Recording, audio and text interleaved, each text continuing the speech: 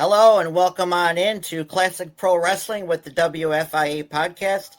I am Chris DiCarlo, the Vice President now of the WFIA, and down underneath me, is the man with class, Mike the Class DiCagorio from Rhode Island. How are you, sir? We did this last week. He's fine. He's fine. Over in the corner to my left, producer and friend, a one and only player, Mr. Benny Scala. I feel like this is almost Hollywood Squares. I could be like Charlie Weaver to block. Yeah. And this week we are entitled this Reliving Classic Pro Wrestling. We have three great historians in the business. Some of them we already know are great men and friends of ours. So in between me and Benny, we'll start with the historian of Canada and all the territories, our good friend, Mr. Wes Maidman. Hey, thanks very much for Chris, and great to meet everybody here. We're looking forward to another great show. As per usual, you've done a fine job introducing us. Thank you. And underneath Wes is another great historian friend, not just the AWA, but all the territories, Mr. George Shire. Everybody, hello. I'm still working at being that reflection of perfection, the number one selection. Man of the hour. The man with the hour. Good one. And our new friend and historian has a time tunnel. He is next to George, underneath Benny, Mr. Tony Richards. Hello and welcome. Hello, everybody. So glad to be here. Thank you for inviting me. Oh, great to meet you, Tony. Yes, likewise. Good to meet you. Well, a little WFIA business here first. Speaking of which, Benny, I got a board meeting Monday night to talk about you. So anyway, if you can all go, please, to the WFIA.org. We are charging $50 dues, which is $50 for the whole calendar year.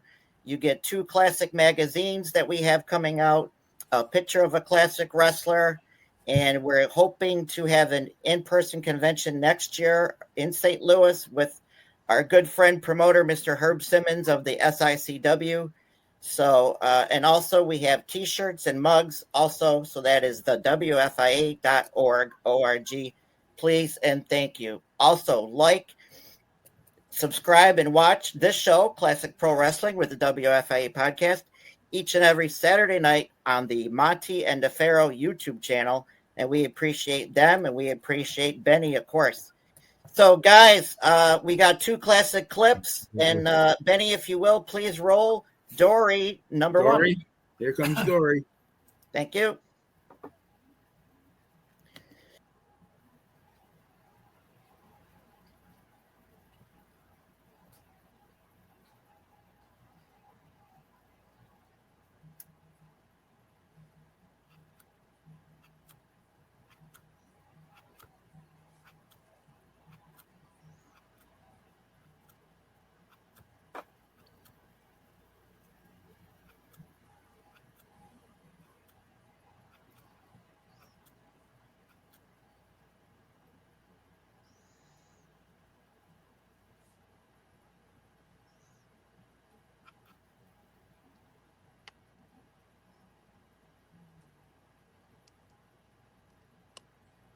Yikes.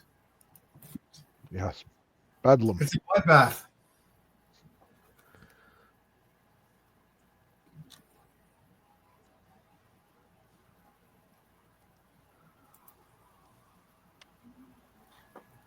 Okay, I'm here. Sorry, I had a little technical screw up there, but there was no sound to these clips, and we here are seeing Dory Funk Jr. in a rare one against the natural Butch Reed, and this was in St. Louis, the Kiel Auditorium.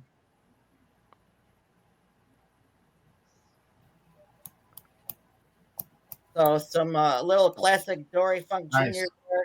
I forgot my saying. I got confused, right? These videos, clips, I do not sell them. I do not rent them to nobody. They are clipped for our enjoyment of this show and my personal collection. So, guys, Dory Funk Jr., We've seen him there, Southwest Championship Wrestling. Of course, he's been in almost every territory but the AWA, I believe, right, George? Dory was here, but never in his championship years or anything. He had come through a couple of times just for some shots. Terry was here early on. Right. He had come in here 85. in the about 60. Terry was here about 64-ish, 65, and he was actually doing TV jobs. But Dory Sr. had sent him up here, and Vern worked with him a little bit. You know, they had, between the two of them, Dory Sr. and Vern, you know, you couldn't come up with two better guys to give you some training. But we know the Stu Harts and the Eddie Grahams or Hiro Matsudas and all the rest of them. I mean, grant you, they all, wow. But Dory and Vern, you got pretty good training if you had them in your backyard. That's Ivy League. Yeah. And Terry was although it was under the Pro Wrestling USA banner, but with the AWA and NWA in 85. Yeah. So, what, Wes? I wish I had have seen Dory, but it is my oldest TV wrestling memory of when they used to send out the tapes. George, you would know this. Tony, you know this too. When they used to send out the tapes to different territories when the champion was coming or the whoever. And I remember Lord Layton in Toronto introducing Dory Funk Jr., the National Wrestling Heavyweight Champion, coming to Toronto to face the Sheik or to whoever. And that's my earliest memory of wrestling. And I just watching those videos, George, you're going to know this answer to this question because I've never seen him live. How tall was Dory? Dory, sometimes he looks like he's 6'3" or 6'4", and sometimes he doesn't. It's strange. I actually saw him live in Tampa, Florida, after he was NWA champion. But yeah, I want to say 6 foot, you know, and angles and everything are different. He could be 6'1", you know, so I can't really tell you what he was, you know, whatever they bill him as on the night of the card. Yeah. It just against Butch Reed there, he looked huge. Well, and that's another thing. We should just give mention to Butch Reed. I thought that Butch Reed was a hell of a talent. Oh, God, yeah. You know, when I saw him in St. Louis, he was doing the hacksaw thing. But he came in and worked for Vern for, you know, in the scheme of it all, it was a coffee break. But he had come in as kind of a bodyguard for gorgeous Jimmy Garvin. Around, I don't know, mid-'80s. And it was very short-lived, but man, he put on some cool matches. I was very impressed, and I really loved his work later on when he was teamed with Ron Simmons in Doom. Oh, yes. God, yeah. Fantastic team. I thought that was the coolest team, probably one of the, you know, because I love tag teams. And I think that was one of the last teams that I really got excited about. Tony. Yeah, well, I've been immersed in the Funk family for about a year now because I'm writing a Dory Funk Sr. and Amarillo book at the moment. And I think Dory was 6'2", actually. Okay. And he played lineman for West Texas State. So he, at least in his high school years, he had the body of a football lineman. He dropped a little bit of weight, actually, getting into the wrestling business.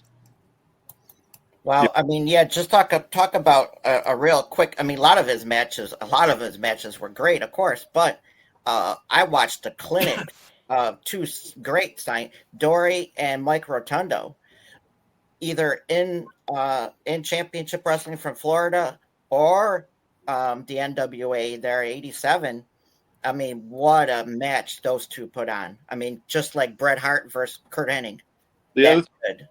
The other thing I'd tell you, too, is that Johnny Doyle and Doc Sarpolis had a really strong relationship. And when Johnny Doyle and Jim Barnett went to Australia in 64, I think, Dory was on one of the first tours in Australia in 65. So he's had a wide, broad career. Certainly has, yeah. Wow. And, of course, I had a technical problem. That classic match, everybody talks about that tag team, Terry and Dory versus the Sheik and Abdullah from Japan. I mean, what a brawl, what a bloodbath. I mean, but a classic, right? It's for the fans of that, yeah. But I seen Dory snap marrying Abby about like 10 times in that match because she of course wouldn't do anything. So they have to put some wrestling holds on someone. Now I'm a big Sheik fan, so I enjoyed the match, but you know that takes away from sometimes what we really love, and which is real action. Right. I mean, like the Sheik versus, Bobo versus Andre. You never really seen him really wrestle many people. I mean, did he actually wrestle other than, well, he wrestled Mark Lewin, a couple of times pretty good that I've seen. Did he wrestle anybody else than Mark Lewin, Wes? He would have wrestled like tons of guys in the 50s because we would have had to because he wasn't gimmick laden. I guess you could say that. He was out in the AWA-ish area sort of for a while, Milwaukee and that, and he had to wrestle back in those days, right, George? Yeah, he was in Omaha in the early 60s doing a lot of main events. Yeah, he got over in Amarillo in 61, 62. He had a program with Funk Center, and he really got over in El Paso, too, in the early 60s. And he wrestled most of the guys out there. One of the things I remember was interesting about the Sheik down in the Amarillo and Lubbock, Texas area. In the 60s, when Vern Gagne dropped his AWA title to the Crusher up here for a little bit, Vern had taken a tour down, and he was working down in the Funk territory, and he was actually billed down there as the world champion. And he was, one of the matches he defended against was the Sheik. And I just thought that was funny because in those days, he was down there as the world champ, but he wasn't the champ because the Crusher was up here defending the real AWA title. But it tells you about kayfabe, how they were able to pull that stuff off. Nobody would ever be the wiser. They were seeing the great Vern Gagne. That's all that mattered. That's right. They were a little loose with the world title in Amarillo. When Doc Sarpolis was president of the NWA there in 61, I think, they named their own world champion. Lou Thez was actually the champion, but they didn't recognize Lou. They recognized their own. And Who did they recognize? They made Gene Kaniski their champion. Oh, okay. I guess I kind of knew that, yeah. And he was also the WWA world champion, too. Yeah. For Wilbur. Wow. So that, I mean, we know that kind of scenario, right, with Flair having some title wins and losses that, a lot of people don't know about, like from Puerto Rico, and there was somewhere else he lost and won it from. I can't think off the top of my head, but and Backlund, right, Benny? We talked about Bob Backlund against Antonio Inoki. That was never recognized. At least the NWA would recognize, like, when they go into Japan and they drop the title to Baba, it was like leaving your suit at the cleaners. I'll drop this belt and I'll come pick it up on my way back. But at least they recognized those. But yeah, WWF did not. They did not recognize the Backlund title change. His reign it's always been listed as continuous. And they also had Tatsumi Fujinami was the WWF's junior champion at Madison Square Garden in Japan. I mean, so I don't know. Yeah, they wouldn't recognize Inoki unless Vince Sr. had a problem with Inoki. Who knows, right? I'm of the opinion, and you guys can state otherwise, but I don't care if Flair was champion 28 times. I look at the total amount of days that somebody was a champion. Bruno had 2 reigns of total of 4,000 days. To me, that's all that counts. He was champion for 11 years.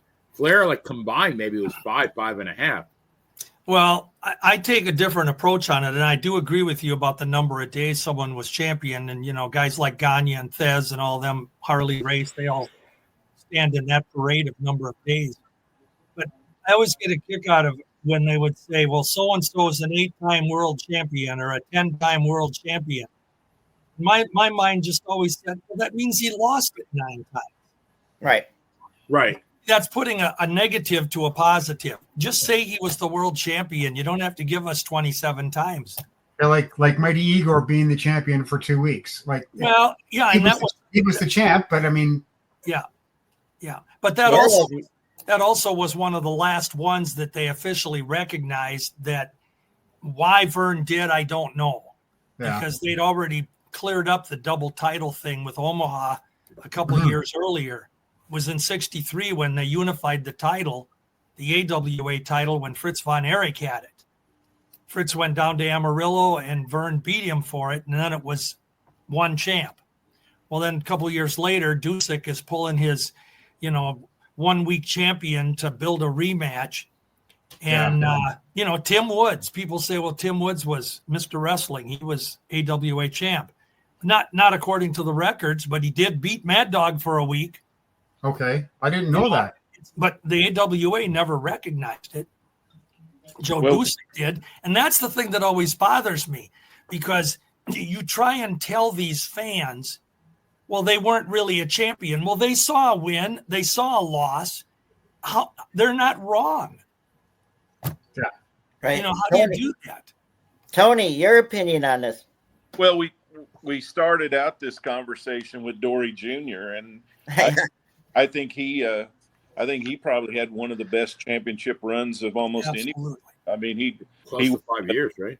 He was NWA champion for almost 4 years, and he traveled the world. And in my opinion, and this is somewhat a controversial thing, but it's just my opinion, I think he was the best NWA champion of all time.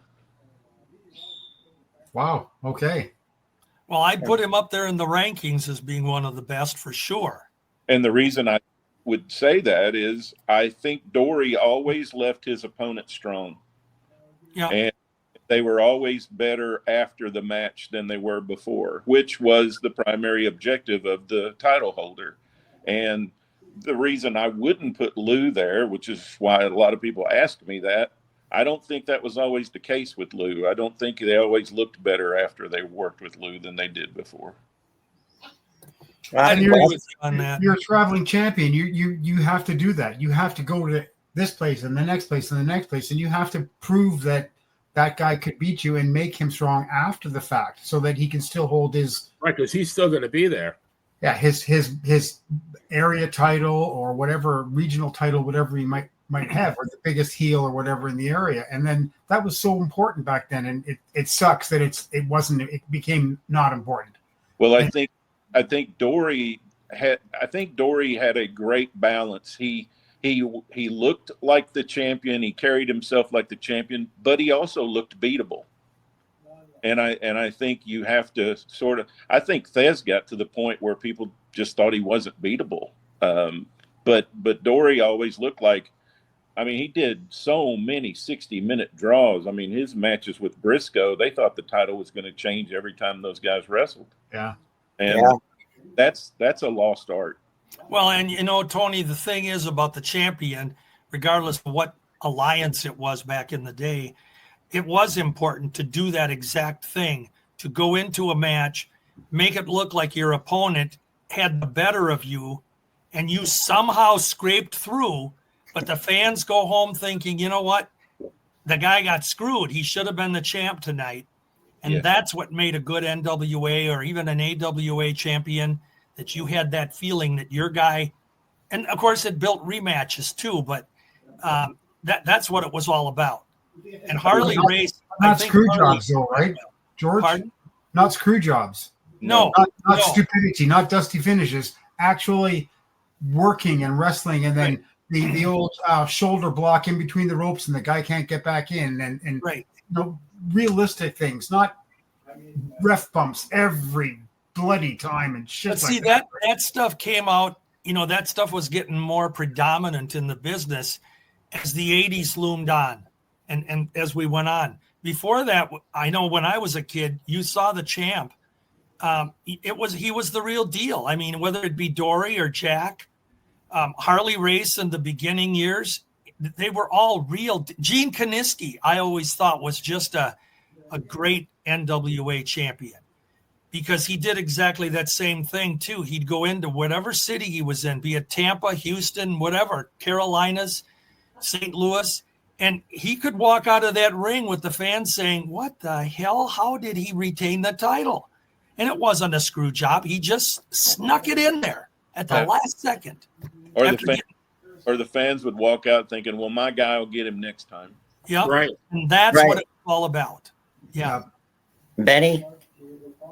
Yeah, I had the pleasure of meeting Dory several times. He's got I don't know if he still has it. I believe he does, but the Funking Conservatory in Ocala, which is about 100 miles north. So, yeah, Dory is, I would say, between 6 foot and 6'2". Very, very nice man. His wife is an absolute sweetheart. But yeah, I agree. I mean, he did to me like that NWA World Champion. To me, your job was to go to each territory and make that regional champion look like $1 million. Although you're not going to give him the title, but you're going to have all the fans thinking, "Man, that guy came so close. Next time he comes back, we're going to get him." And that's how you pique the fans' interest. And I think Dory was very, very good at that. And then, we are talking about different champions, and did you see Bruno?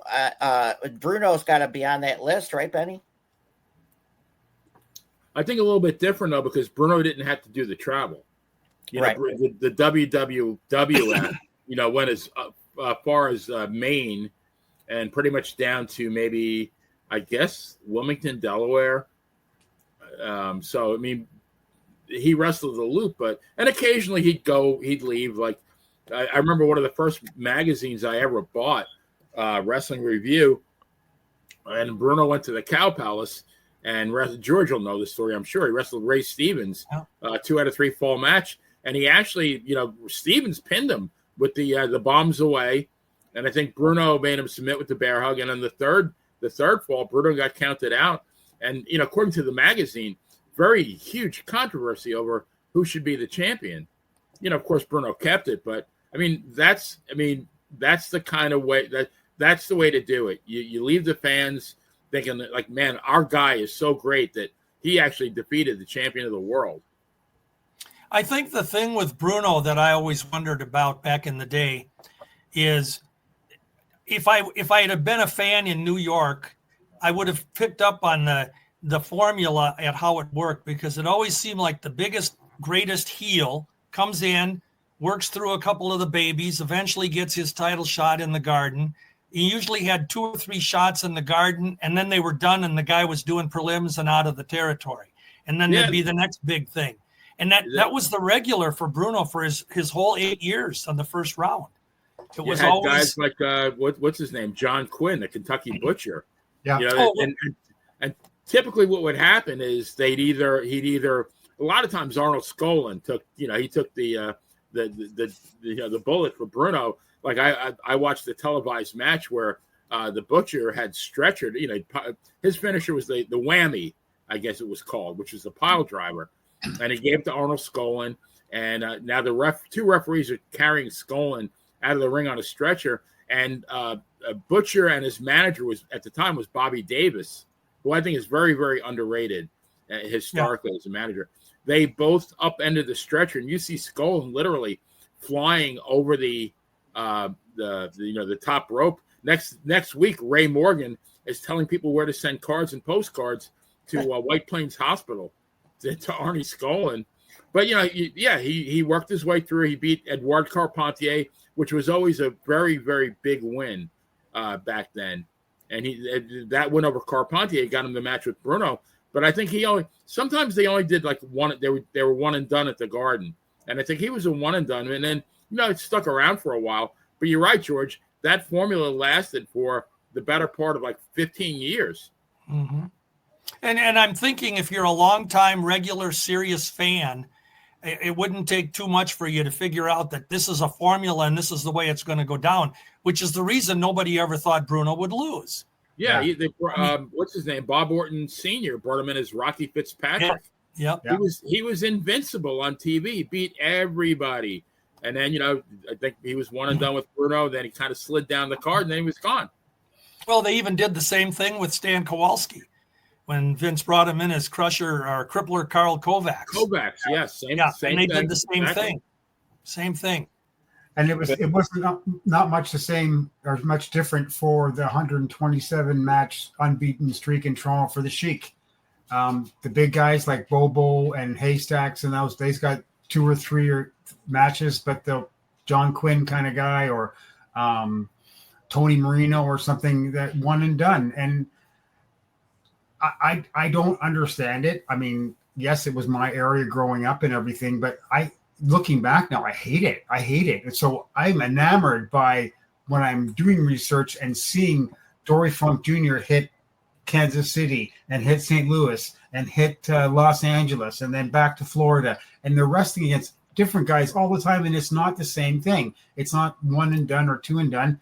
They might do TV, right? And then the match the next night or something, or the day after, and then they're off. They're gone. And that should have been the way it should have been everywhere, but it wasn't. Tony, you probably know this. If you said you're working on Dory research, Dory and Vern, they wrestled each other a few times. Yes. Yeah. Back in the 60s. Yeah, and they had a great relationship too. Yep. Actually, Stanley Blackburn lived in Amarillo. So there really was a Stanley Blackburn. Yep. Yeah. Yes, indeed. And there were a lot of different connections there. I was going to bring up too, as we're talking about this, the NWA, sometimes people are critical of the short-term title runs that they had in the late 70s, early 80s. The way I look at that is that's almost like a Bruno situation in reverse, where in the WWF, Bruno was the invincible babyface. And right. When he got beat, if you look at the finishes on those matches with Ivan Koloff and Superstar Graham, the crowd is like shocked. Like they're totally in amazement that Bruno lost. Well, the NWA typically had heel champions. And if you have a guy that's as over as Tommy Rich, or that is as over as Dusty Rhodes, those guys got to win it sometime, because if not, that momentum starts going back the other way. And that's one of the reasons Jerry Jarrett pulled out of the NWA and joined in with Vern, is Lawler couldn't get the title. And Jarrett's like, this is going to kill my babyface draw here. If fans get to the point where they stop believing and they start thinking, well, he's never going to win, I'm not going to go see that. Well, I mean, you got to put them over at some time, if it's only for a week or 6 months or whatever, to get the fans to the point where they start thinking, hey, this guy could win it again. And there's got to be some payoff. And only a handful of guys, I mean, Lawler was over like that in Tennessee, and Rich was over like that in Georgia, and Dusty was kind of over like that everywhere. I mean, he had to win. Eddie Graham, he was stomping and throwing a fit because Dusty hadn't won it. And he's like, you're going to kill my guy if he doesn't win it at some point. So they had to give it to him at some point. Well, there's always, that's good logic and rationale. And I agree with you that eventually if, the guy can't win it and he doesn't win it, then the fans are going to start going. But the thing that was interesting for me is the, as we always call it, the NWA formula that they had during the 50s and the 60s, especially during the 60s and into the, the 70s.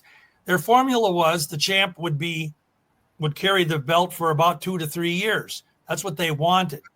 And generally speaking, that made sense because, to me, it always made more sense to have a guy as champion that can defend the title than a guy that can go in, lose the title, win the title, lose the title, win the title. It goes back to that he's a 27-time champion. To me, that dilutes it and just waters it down, that it doesn't mean anything. So it was important with the NWA formula that Gene Kiniski had it for the, almost 3 years. Same with Dory. Harley, of course, did. And Jack Briscoe had it, I think, for 2 round figures. And that made sense. That the champ to be the champion, you got to be able to defend it. And of course, Vern, he didn't go in for short championship reigns. He had Mad Dog for a year or for 3 years. He had a couple of quick crusher turns in there, but again, that was the silly thing. Like the crusher's got to win once in a while. That's all it was. And then Nick had it for 5 years, the first time around. That's what makes it a champion. But when you got a guy win, lose, win, lose, win, lose, to me, that's not a champion. It's just not. Yeah, I agree with you. And, Flair's an anomaly anyway. I mean, none of the guys would ever want to have the title for that long except him. I mean, no one liked that schedule. 3 years was about as long as anybody could keep up with, that travel. When you look at that 3 years, that I sat and talked with Jack Briscoe one time, and he told me, he said, after the 2 years, he said, I went to Sam and I said, get it off of me. I can't do it. I don't want to do it anymore. Yeah. And that was only 2 years into it. About the time Flair would get to the point where it was time for him to drop it, there'd be a terrible tragedy or something, and they'd have to reshuffle the deck. That's but in the case of Flair, he's his own biggest mark.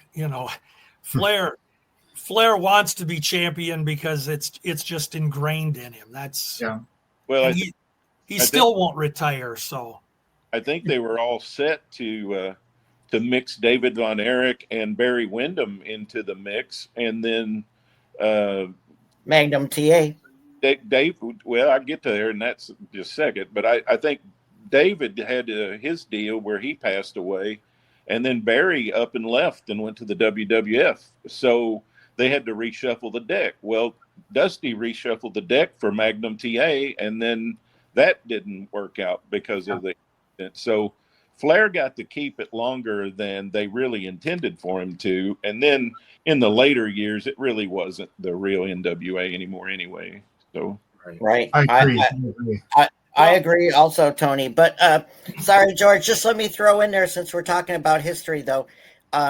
We didn't see it, of course, until WCW Slamboree 93, when we saw Dory Funk Jr. and Nick Bockwinkel go to the draw. Too bad we didn't see that before, George. Well, and it's funny you bring that up, because I remember watching it, and I was sad. I was sad to see Nick put on the tights and do it again. And I was sad to see Dory. They were, let's face it, they were both shells of what their greatness once was. Even though, it was fun to see. But I'm not into that old timer stuff. Go home, sit in a rocking chair, remember it's over. Let us remember you how you were, not the way you are. And that's just me. If I ever saw Ric Flair wrestle again, it'd be too soon. I want him to go away. Yeah. And he can't. And, he'll be happy if he has a heart attack in the middle of the ring, and he'll be a happy man. But it's because he's his own mark. He believes that he's the best, and he won't let it go. Right. A lot of them just in kayfabe till the end, right? They just will never get out of it. What were you going to say, Tony? Oh, it's a strong drug. It's a strong drug to be in there and have the adulation of the fans and have that spotlight be on you. And guys fall in love with the business and they get addicted to it. And I understand that, but at the same time, because of recency bias, people remember you the last few times they saw you, and that's a shame. Yeah. Well, I remember in 1982 when Nick was champion, Bockwinkel in the AWA, and they brought in Pat O'Connor. Now, Pat O'Connor, I'm serious, I couldn't believe it. I had seen Pat in the 50s and the 60s, and I was always impressed with how good he was, good worker, on his own way, a high flyer. And he was an old man. He came in the ring, and it was obvious that Nick had to carry him for the entire match. And I just looked at my wife and I said, I wish I wasn't seeing this.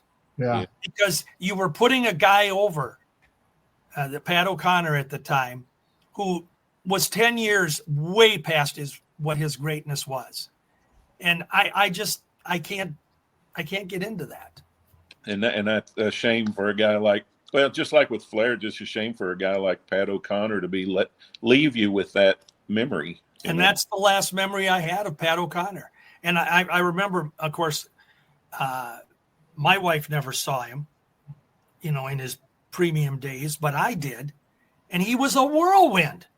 Pat O'Connor was good, but not in 1982. No. Like that WWF Old Timers Battle Royal. Isn't that brutal? Guys just kind of walking around the ring. Yeah. I've watched that again a couple of times, and I want to know why I did when I do. Well, guys, let's roll into our classic clip number 2, the Masked Superstar.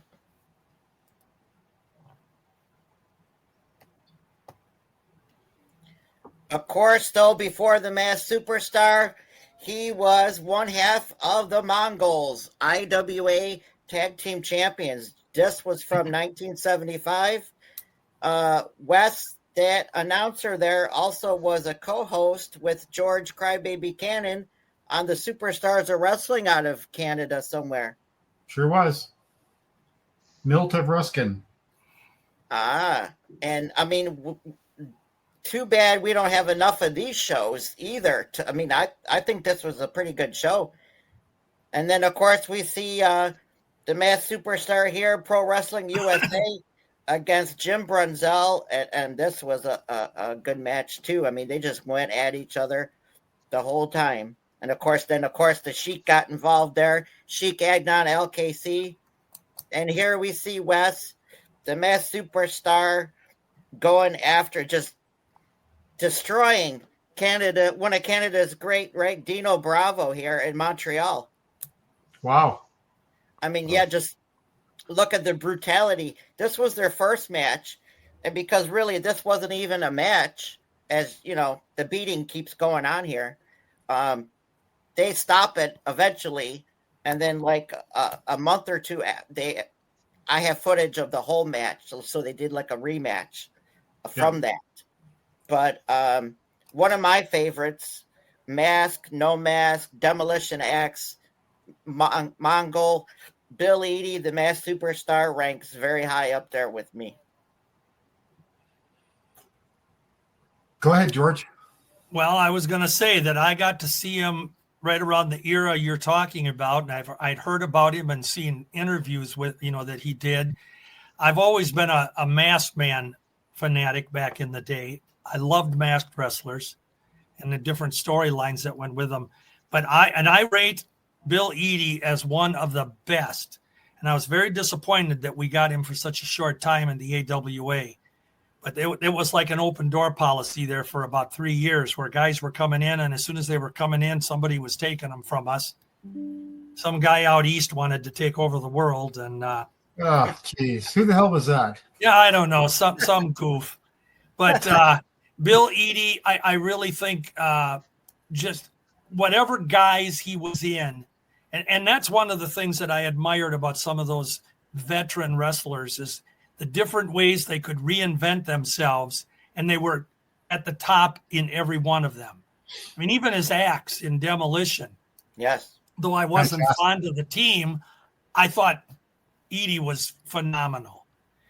Just a great worker. And that short run with the Sheik here, Casey, Adnan Casey, that was good. And the way you saw him, that's the way he'd come in the Civic Center when he'd wrestle here. He'd just start pounding on somebody, and he got over. Full of steam. Yeah. Wes? I really enjoyed every aspect of him, seeing him on TV. I don't think I've ever saw him live, which was a bit of a drag.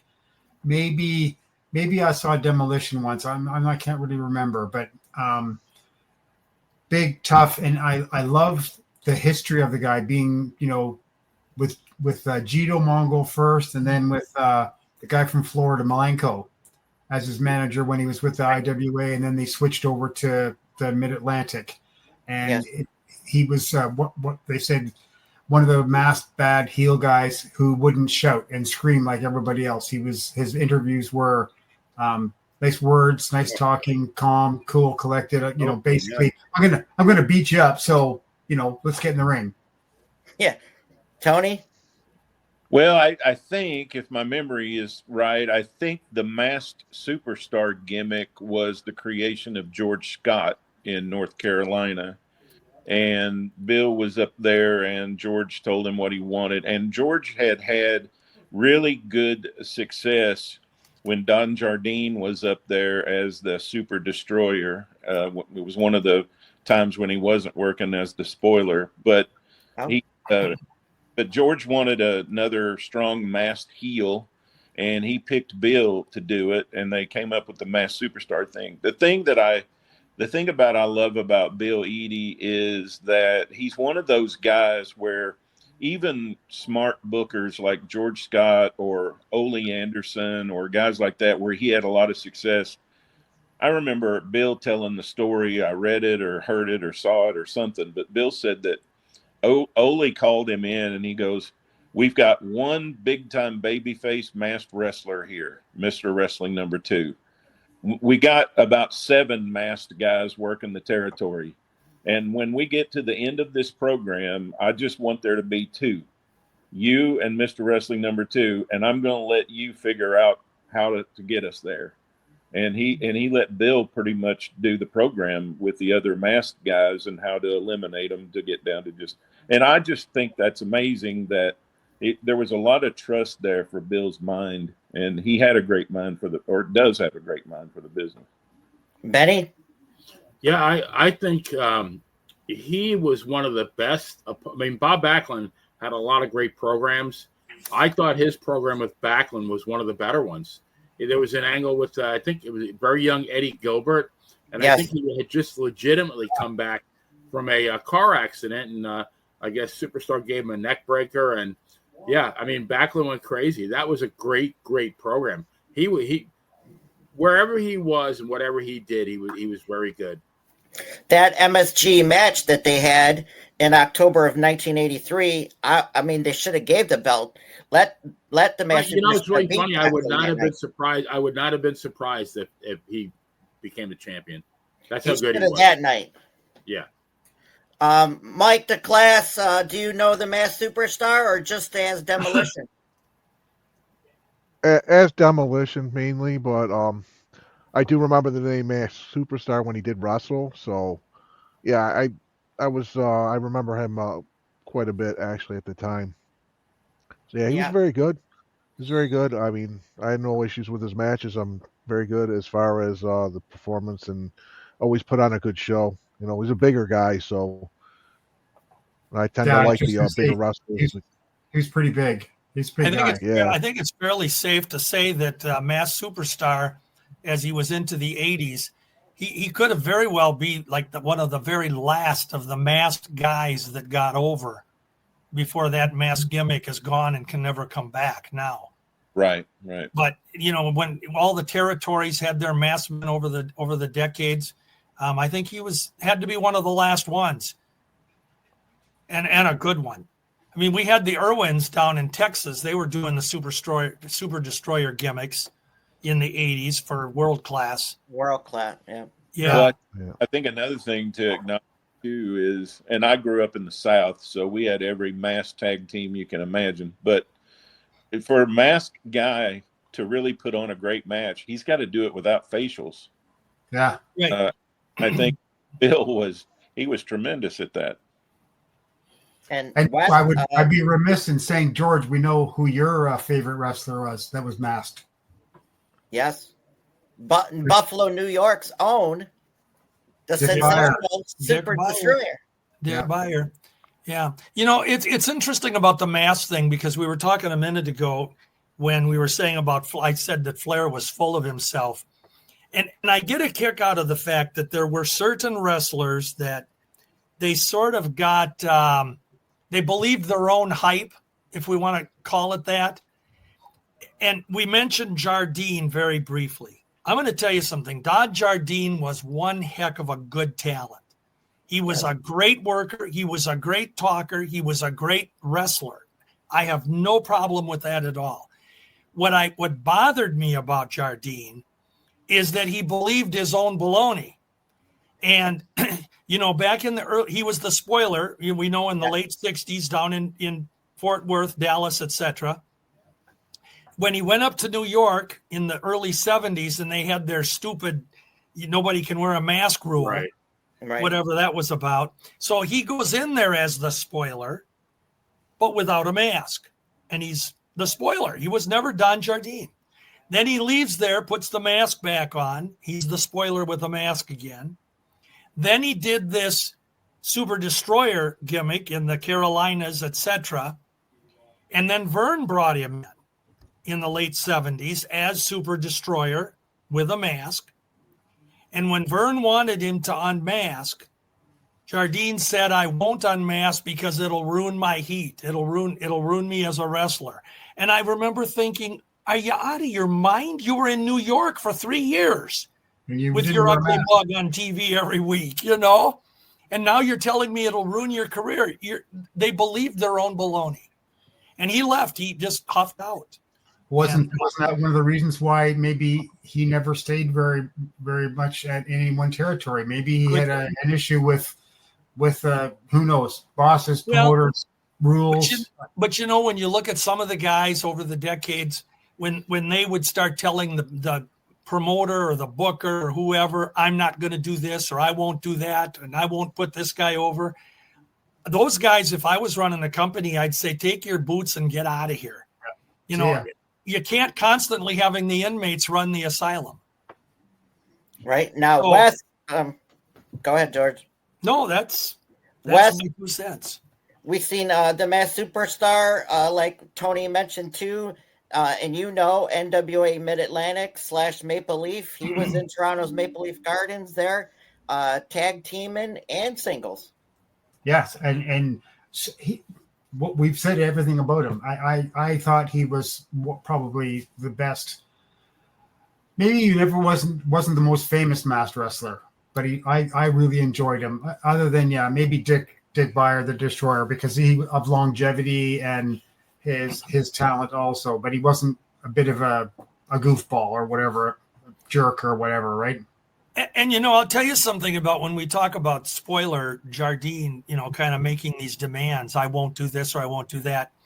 In that respect, you have to give a guy like Dick Beyer credit. I will say this. Dick made it very clear from 1962 on that he wasn't going to remove his mask because it became his livelihood. I'll buy into that. But Dick was always willing to put someone over as the Destroyer.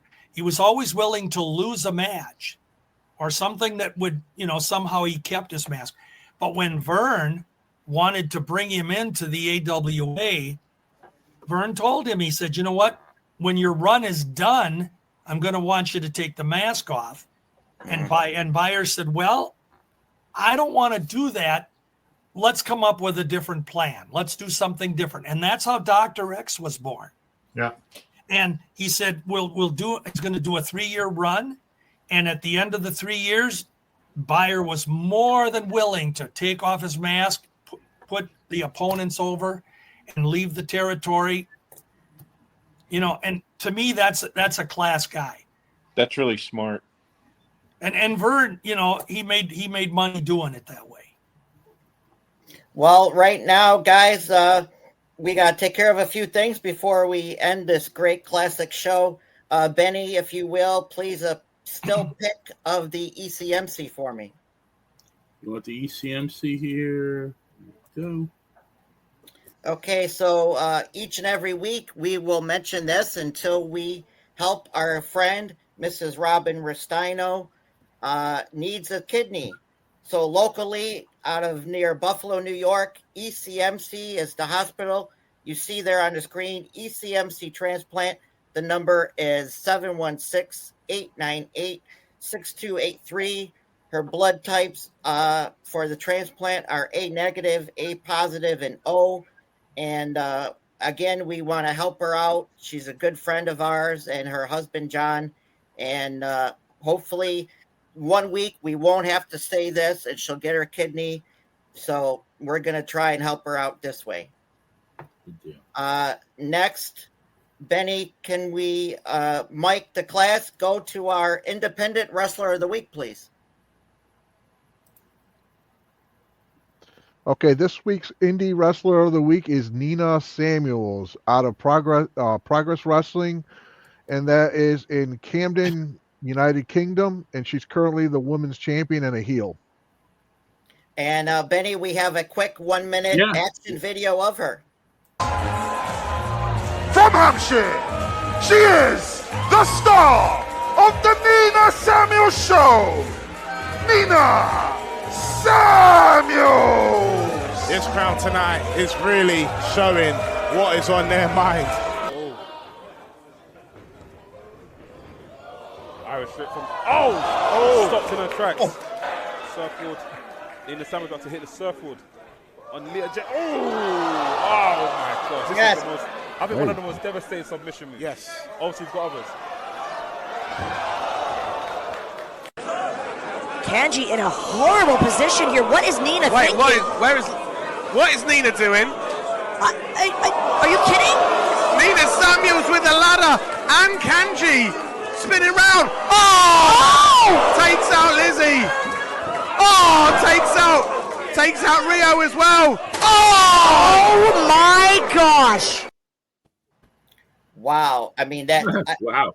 that footage was courtesy of Progress Wrestling out of the UK, and I clipped it, and now watching it, man, what a brute, but what a talent too, I think. Yeah. Isn't a ladder illegal?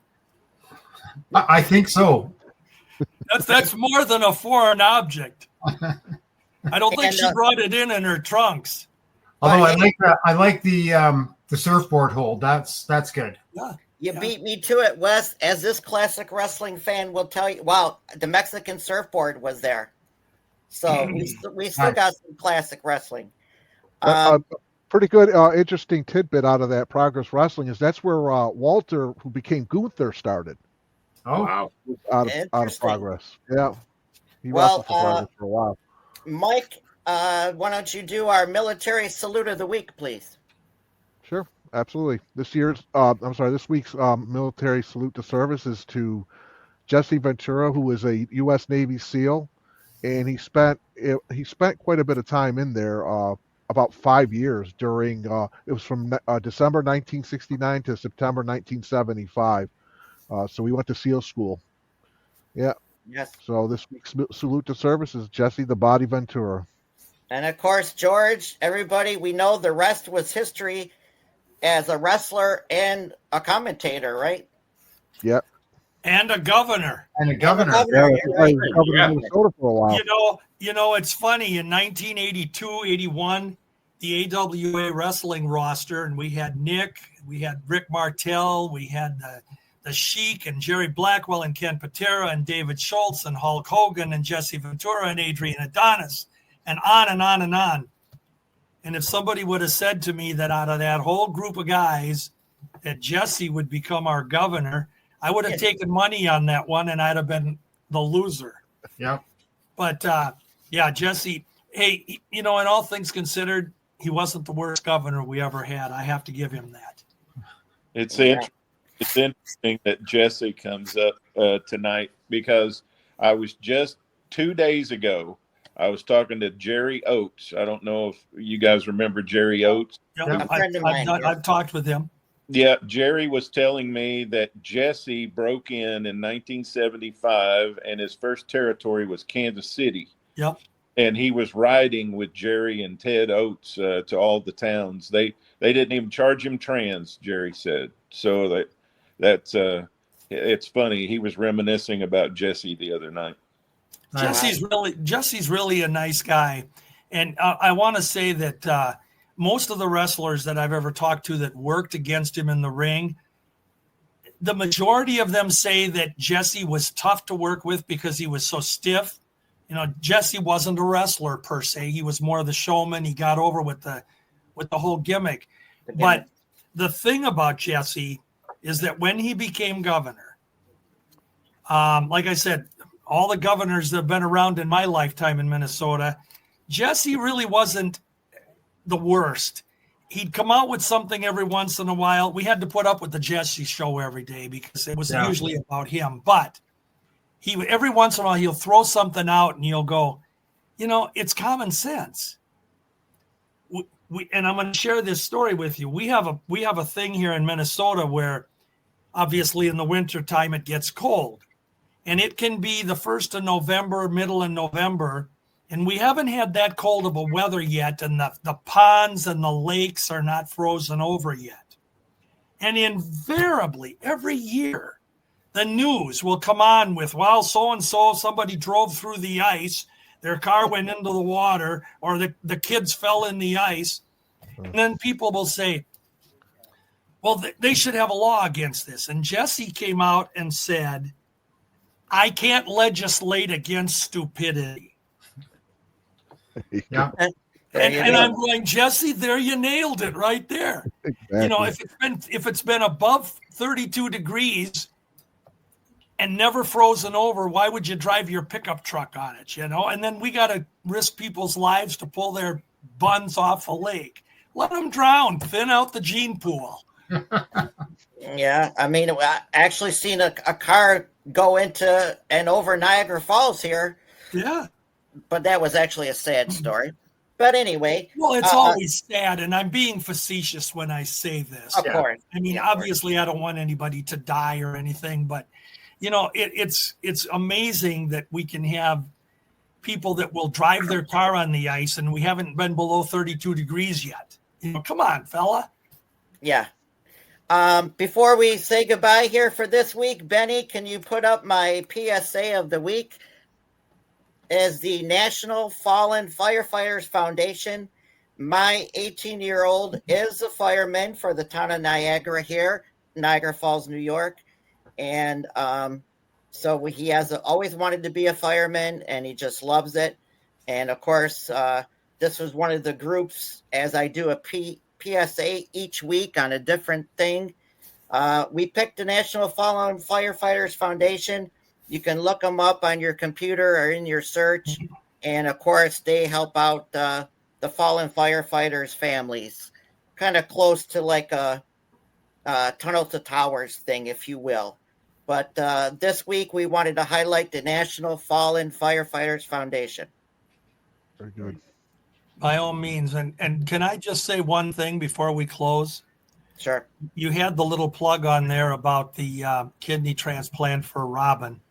Yes. And I just want to say that Robin's a person that I keep in my prayers every day. Very nice lady. And if someone's able to help her via kidney transplant or blood donation or whatever it may be, or financially, I know it's been tough on her and John from a financial standpoint. And I just want to say that, we got to keep people like her and all others that are going through these horrible health issues, because we're not in their shoes. But Robin and those others, they need to know that we feel their pain, and that, we got to keep them in our prayers. And Robin deserves whatever support she can get. So that's my plug. Nice people, John and her. Very nice lady. God bless her, and I hope it works for her soon. Well, we're going to mention it each and every week here. You know me. Benny, before we close, we want to thank our historians here, George, Wes, and Tony. Welcome aboard. Thank you for being with us, Tony. I really appreciate it. And, of course, we'll have you on more down the road if you want. Sure. Thank you so much. Nothing I'd rather do than sit around talking to old friends about old wrestling. So thank you so much for having me. You and me both, Tony. Reach out to me, Tony. We'll chat. I mean, this is our title for this episode 8 already, Reliving Classic Pro Wrestling. And a quick plug to next week, Benny. George and Wes will join us again. And our third guest of the team historians will be Nikita Brezhnikov, who you have a show last night, every Wednesday night on Monty and the Pharaoh YouTube channel, When It Was Real. And Nikita is the real deal, and a great show there, Benny. He's the wise man of the East. So, guys, thank you again. We appreciate your time, and we'll see you next week. Thank you. Take care. Take care, everybody.